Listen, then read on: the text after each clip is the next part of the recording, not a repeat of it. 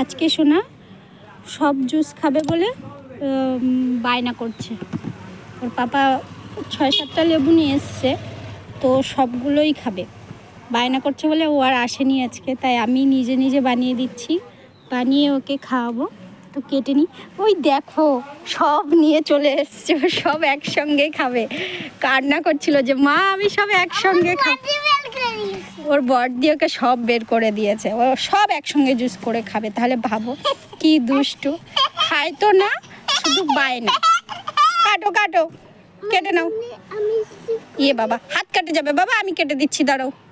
কেটে দিয়েছি, ও কাটছে এইবার। পুরোটা কাটবে, একটা কাটছে আর একটা কাটবে। এটা কেটে নাও শোনা। হ্যাঁ ওটা কাটা হয়ে গেছে, আর একটা নিয়ে আসো। কাটা হয়ে গেছে, এবার জুস বানাবো। যে জুস মেশিন, এবার আমি বানিয়ে সোনাকে দেবো। আমাদের জুস রেডি, এইবার সোনা খাবে।